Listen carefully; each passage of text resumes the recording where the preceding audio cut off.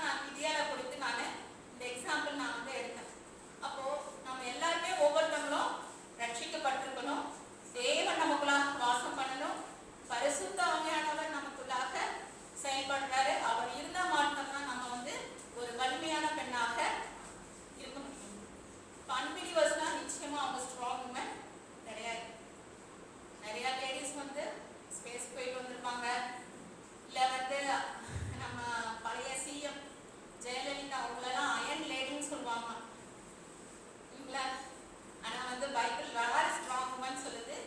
அவரோட பிள்ளைகளை, உங்களை இல்லை வந்து நம்மளாம் யாரு ஸ்ட்ராங் உமன், வலிமையான ஒரு பெண். அப்போ ஏன்னா நம்ம நிலைமையை நம்ம நிச்சயமா உணர்ந்துதான் நம்ம என்ன ஆகுறோம், கடவுள்கிட்ட வாரோம், கடவுள் நம்ம ரட்சிக்கிறா, நம்ம இருதயத்தை வந்து திறக்கிறோம். அப்போ இங்க வந்து அவங்க லிபரேஷன் ஆனதுக்கு, இந்த விடுதலை ஆனதுக்கு லிதியா வந்து ஒரு எவிடன்ஸ் நம்மளுக்கு கொடுக்குறாங்க, ஒரு அடையாளத்தை கொடுக்குறாங்க. சொல்ல முடியுங்களா என்ன அடையாளம் கொடுத்தாங்கன்னு?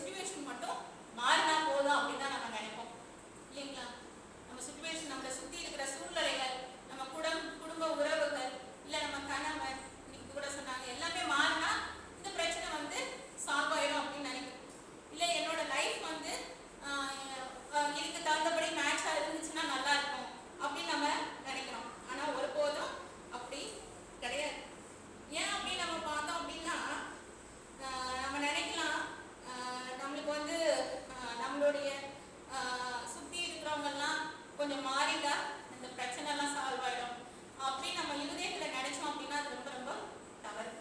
ஆனா இந்த சுத்தி உள்ள சூழ்நிலைகள் மாறினாலும் சரி மாறாட்டினாலும் சரி நாம என்ன செய்யணும்? நாம வந்து தேவனிடத்துல அந்த ஒரே ஸ்டாண்டர்ட்ல நம்ம இருந்தோம்னா நம்மளை சுத்தி உள்ளவங்க எல்லாம் நம்மளை குறித்து நம்ம வழிக்கு வர்றதுக்கு ஒரு நல்ல ஒரு வாய்ப்பாக இருக்கும். அப்போ பைபிள்ல வந்து பார்க்குறோம் அந்த ஸ்ட்ரென்த் உள்ள உமனை குறித்து பார்க்கும்போது ஆன்டி இன்னைக்கு காலையில சொன்னாங்க நீதிமொழிகள் 31 சொன்னாங்க. அப்போ நல்ல வலிமையான பெண் அப்படின்னா அதுக்குரிய கேரக்டர் எல்லாமே பார்த்தோம்னா நீதிமொழிகள் 31 தான் இருக்கு. அப்போ அந்த நீதிமொழிகள் 31 நம்ம வாசிக்கிறோம். நிறைய 31ல 11ல இருந்து வருது அந்த வசனம். அப்போ அவங்களோட கேரக்டர்லாம் பார்த்தோம் அப்படின்னா அவங்க எப்படி இருப்பாங்கன்னா அவங்களுக்கு நல்ல ஒரு கெப்பாசிட்டி இருக்கும். இன்னொன்று வந்து அவங்க இடத்துல சகிப்புத்தன்மை இருக்கும். அது வசனம் 15, 18ல. அடுத்து வந்து அவங்க வந்து அவங்கள வந்து நம்ம நம்பி எது வேணாலும் நம்ம சொல்லலாம். வசனம் 11 அது.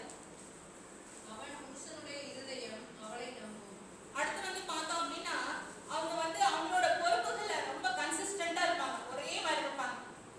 இப்போ வீட்டில் சுமைகள் அதிகமாகும் போது நம்மளுடைய முகம் வேறுபடும், இல்லை வந்து கம்மியாக இருக்கும்போது அது மாதிரி வேறுபடும்.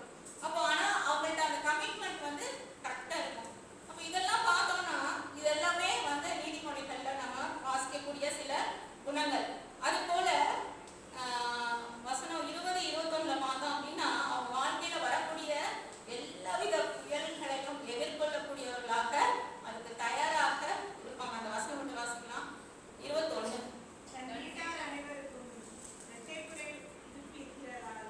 தன் வீட்டாரை நிமித்தம் குளிருக்கு பயப்படாது அப்படின்னா இது வந்து இந்த வசனத்தை வந்து அவங்க இதுக்காக அவங்க ஸ்வெட்டர் பண்றாங்க அந்த மாதிரிலாம் நம்ம பார்க்க முடியும். அது கிடையாது. இது எதை வந்து சொல்ல வருதுன்னா எதிர்காலத்துல உள்ள பிரச்சனைகள் பெரிய பெரிய புயல்கள் வந்தாலும் அவங்க அதற்கு வந்து தயாராக இருக்கக்கூடியவர்கள் தான் நல்ல ஒரு ஸ்ட்ராங் உமன்.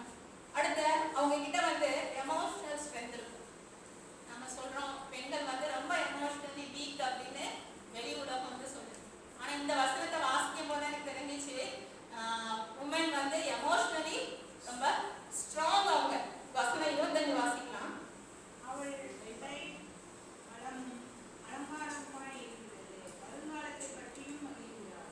வருங்காலத்தை பற்றியும் மகிழ்கிறார். இங்கிலீஷ்ல வந்து பாத்தீங்கன்னா she laughs அப்படின்னு. அப்போ எதிர்காலத்தை குறித்து என்ன பிரச்சனை வந்தாலும் எப்படி இருப்பாங்க? சிரிப்பாங்க. நம்ம அப்படி இருக்க முடியுமா? ஸ்ட்ராங் உமன் இருப்பாங்க. அதனால நம்ம வந்து ஸ்ட்ராங் உமனை ஆகிறதுக்கு நான் முன்னாடியே சொல்லிட்டேன் என்ன ரிசோர்ஸ்னு, நீங்க அதை பிடிச்சிக்கோங்க.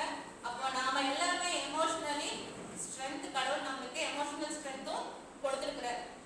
அடுத்து வந்து பார்த்தோம் அப்படின்னா நம்ம வாழ்க்கையில நிறைய மாற்றங்கள், இந்த உலகம் வந்து நிறைய மாற்றத்தை கொண்டு வரும், நிறைய சான்சஸை கொடுக்கும், நம்மளுக்கு வந்து நிறைய மாற்றங்கள் வந்துகிட்டே இருக்கும். ஆனா வந்து தேவன் கொடுக்குற அந்த ஸ்ட்ரென்த் வந்து நம்மளுக்கு கொடுக்குறது வந்து ஒரு பெரிய சேலஞ்சாக நம்மளுக்கு இருக்கும். அந்த சேலஞ்சிலையும் வந்து அவங்க எப்படி இருப்பாங்கன்னா பயப்படாம இருப்பாங்க. அதான் இப்போ வாசிச்சாங்க வசனம் 21. அப்போ அந்த மாதிரி ஒரு பிரச்சனைகள் வரும்போது அவங்க என்ன பண்ண மாட்டாங்க, மற்றவங்க முன்னாடி வந்து செல்ஃப் பிட்டிங் சொல்லுவோம், சுய பரிதாபம், பரிதாபம் அதை வந்து காமிக்கவே மாட்டாங்க. அவங்க பிரச்சனையை சொல்லி எல்லாத்தையும் சொல்லி ஸ்ட்ராங் உமன் அப்படி இருக்கவே மாட்டாங்க. சரிங்களா? அப்போ என்ன பிரச்சனை வந்தாலும் அவங்க எதிர்கொள்வாங்க. அதுக்கப்புறம் என்ன பண்ணுவாங்க, அவங்கள வந்து செல்ஃப் சென்டர்ட் பண்ணியே அவங்க என்ன பண்ண மாட்டாங்க, அப்படி இருக்க மாட்டாங்க. ஆனா அவங்க என்ன பண்ணுவாங்க, சந்தோஷத்தை வந்து மற்றவங்கள்ட்ட இருந்து தான் அதை பெற்றுக்கொள்ளணும்னு சொல்லி டிபெண்டா இருக்க மாட்டாங்க. அவங்களுக்குள்ளாக என்ன பண்ணுவாங்க, அந்த சந்தோஷத்தை உருவாக்கி கொண்டவர்களாக இருப்பாங்க. வசனம் 30ல வந்து அவங்க எப்படி இருப்பாங்கன்னா கடவுள் ஸ்பிரிச்சுவல் ஸ்ட்ரென்த்,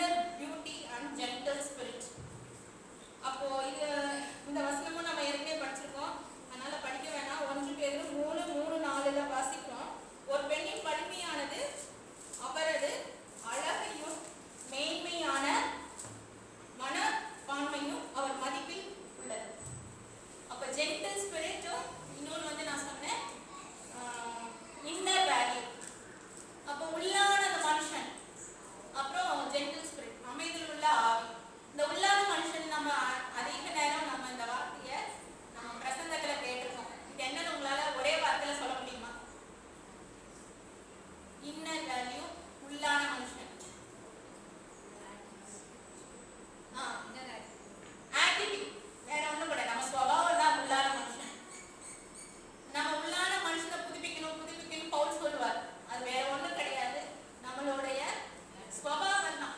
அந்த ஸ்வபாவம் வந்து மாறணும். அது எப்படி மாறும் அப்படின்னா தேவனுடைய வார்த்தையினால் மட்டும்தான் அந்த இன்னர் பியூட்டி வந்து நம்மளுக்கு வரும். இன்னொன்று வந்து பார்த்தோம் அப்படின்னா நமக்கு வந்து ஒவ்வொரு தேவ மனுஷிகளுக்கும் பெண்களுக்கும் வந்து அவங்க தேவன் மேல தங்களுடைய நம்பிக்கையை வச்சிருப்பாங்க. அப்போ அவங்க வந்து ஆன்டிஸ்னாங்க அலங்கரிப்பு அழியாத அலங்கரிப்பு அப்படின்னு நம்ம பார்த்தோம். அவங்க வந்து அந்த நம்பிக்கையை தான் தங்களால அலங்கரித்து வருகிறாங்க. அப்போ அவங்களுக்கு எந்த பிரச்சனை வந்தாலும் இந்த உலகத்துல என்னென்னலாம் பிரச்சனை வரும்?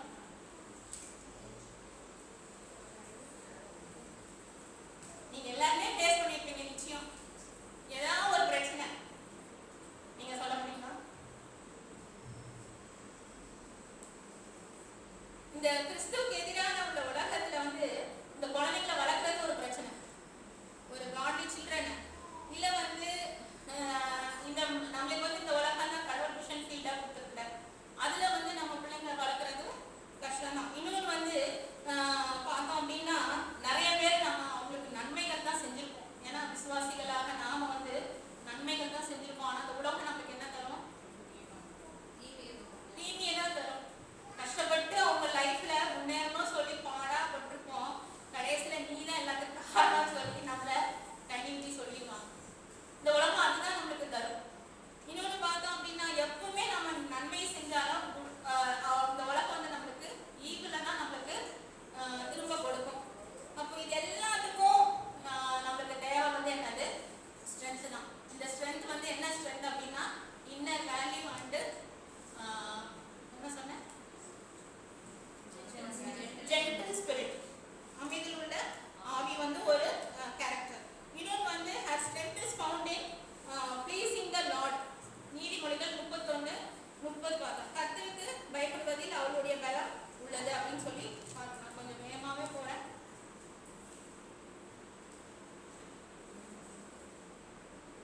அடுத்த கேரக்டர் பார்த்தீங்கன்னா a woman is strengthened when she gives God her burdens. அவளுடைய சுமைகளை எல்லாத்தையும் கடவுள் கிட்ட கொடுக்கும்போது தான் அதுல இருந்து அவ வந்து தேவனிடத்துல இருந்து அந்த ஸ்ட்ரென்த்தை வந்து பெற முடியும். மத்தேயு 11:28 நம்ம வாசிக்கிறோம். அடுத்து ஐந்தாவது வந்து woman finds her strength when she has nothing can ever separate from her God's love. தேவனுடைய அன்பிலிருந்து ஒருபோதும் பிரிக்காது என்னை அப்படின்னு நினைக்கிறவங்களுக்கு கடவுள் வந்து அந்த ஸ்ட்ரென்த்தை வந்து கொடுக்குறாரு அப்படின்னு சொல்லி பார்க்கிறோம். அடுத்து வந்து ஆறாவது கேரக்டர் வந்து a woman's strength comes from delighting herself in the Lord. சங்கீதம் 37:4. அப்போ தேவனிடத்துல தன் இருதயத்தை ஊற்றி டிலைட் பண்ணது மன மகிழ்ச்சியா இருக்கிறது. அந்த மன மகிழ்ச்சி தேவனிடத்துல இருந்து தேடி வரும்பொழுதுதான் அவளுக்கு அந்த ஸ்ட்ரென்த் வந்து கிடைக்குது அப்படின்னு சொல்லி பார்க்கிறோம். அடுத்து வந்து ஏழாவது பார்த்தோம்னா a woman's strength is found through faith. விசுவாசத்தின் மூலமாக அவ என்ன பண்றா? அந்த ஸ்ட்ரென்த்தை வந்து பெற்றுக்கொள்கிறார். எட்டாவது வந்து பார்த்தோம்னா a woman's strength comes from knowing the Lord. தேவனை அறிய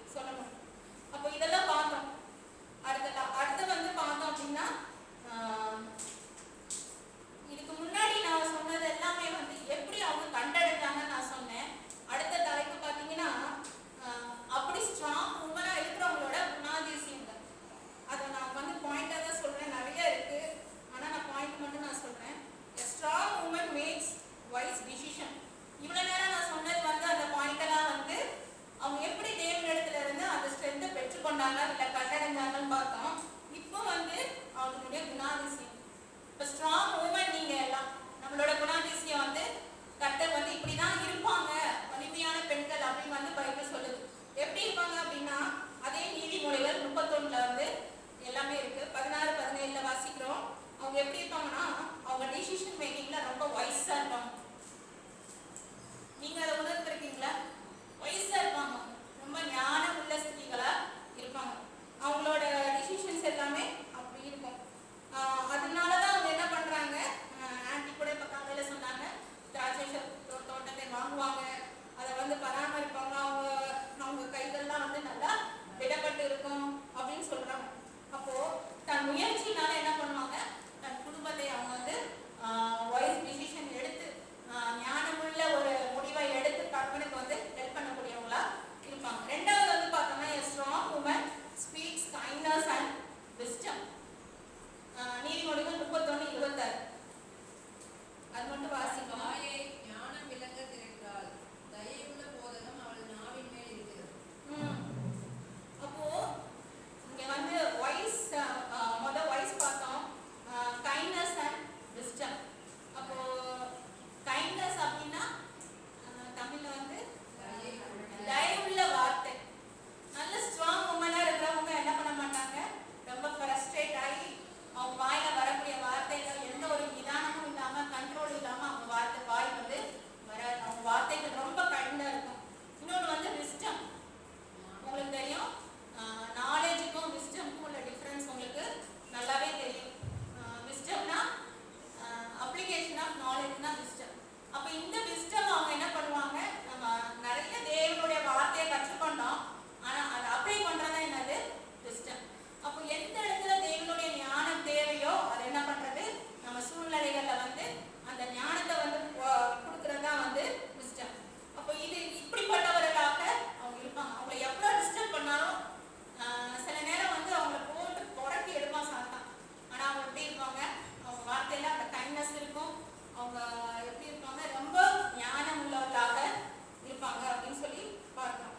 மூன்றாவது வந்து a strong woman is a wise woman who seeks God's wisdom.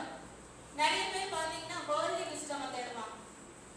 பீவர்ஸ்லயே நல்ல ஞானமா பேசுவாங்க. அவங்க பேசுறத பார்த்து கேட்டு நம்ம முடிவெடுத்து வச்சுக்கோங்களேன், எங்கேயா போய் முட்டிட்டு தான் விடுவோம்.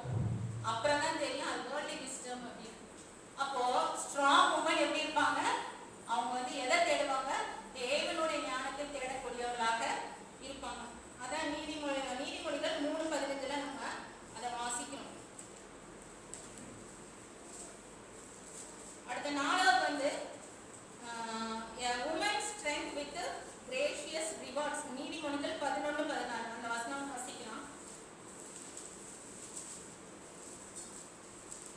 நல்லொழுக்கமுள்ள ஸ்திரீ மானத்தை காப்பாள், பராக்கிரமசாலிகள் ஐஸ்வர்யத்தை காப்பாள்.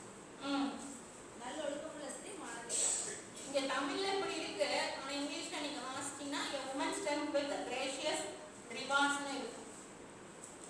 அடுத்த ஐந்தாவது வந்து பார்த்தோம் அப்படின்னா a woman is not a idle woman. IDLE நீதிமொழிகள் 31:27 வாசிக்கிறோம். ஐடல் உமன் அப்படின்னா சோம்பேறி வேற, ஐடல் வேற. சோம்பேறி மெதுவா வேலை செஞ்சு அந்த வேலையை முடிக்கணும். ஐடல்னா சும்மாவே இருப்பாங்க, ஒண்ணுமே செய்ய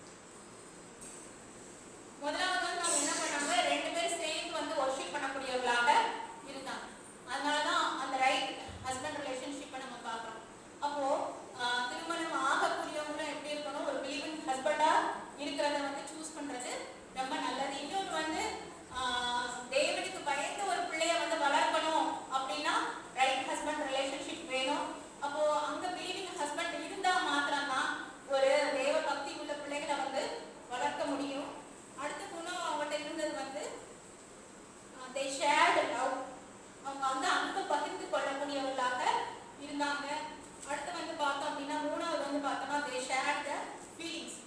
அப்படின்னா இது என்ன சொல்லுது அப்படின்னா அவர் வந்து என்ன பண்ணாரா தன்னுடைய பங்குல வந்து அதிகமான பங்கை வந்து தன் மனைவிக்கு வந்து எல்கானா வந்து கொடுத்ததாக நம்ம பார்க்கிறோம். அடுத்து வந்து பார்த்தோம் அப்படின்னா ரெண்டாவது கேரக்டர் வந்து பார்த்தோம் she had a right heavenly relationship னு சொல்லி. இப்போ அதுல ஏன் அவங்க வந்து heavenly relationship அப்படின்னு பார்த்தோம் அப்படின்னா நம்மளுக்கு அநேக நேரம் பிரச்சனைகள் வரும்பொழுது நம்ம என்ன பண்றோம், மற்ற மனுஷங்கள் இடத்துல போய் நம்ம புலம்பி கழியணும், இல்லை போய் நம்ம வேர்ஸ்ட் ஆகி என்ன பண்ணுவோம், அவங்க கிட்ட தான் ஃபர்ஸ்ட் அந்த பிரச்சனையை போய் சொல்லுவோம். ஆனா இவங்க என்ன பண்ணாங்க, அந்த ஹெவன்லி ரிலேஷன்ஷிப் யார்கிட்ட போய் சொல்லணும்னு அவருக்கு நல்லாவே தெரிஞ்சிச்சு. அப்போ அவங்களுக்கு வந்து என்னது, காட் நம்மளுக்கு என்ன பெஸ்ட்டாக கொடுப்பாரு அப்படின்றது அவங்களுக்கு தெரிஞ்சிச்சு. ரெண்டாவது வந்து பார்த்தோம்னா நம்ம ப்ரேயர் மூலம் தான் கடவுள்கிட்ட தான் அந்த பெஸ்ட்டானதை பெற்றுக்கொள்ள முடியும்னு தெரிஞ்சிச்சு. மூணாவது வந்து பார்த்தோம்னா அவங்க வந்து உமன் ஆஃப் ப்ராமிஸ், கடவுள்கிட்ட ஒரு ப்ராமிஸ் வச்சாங்க, அதை வந்து அவங்க நிறைவேற்றக்கூடியவர்களாக இருந்தாங்க. அடுத்த கடைசி வந்து she had a right home relationship. Home relationship அப்படின்னா அவங்க எப்படி இருந்தாங்கன்னா தன் பிள்ளைக்கு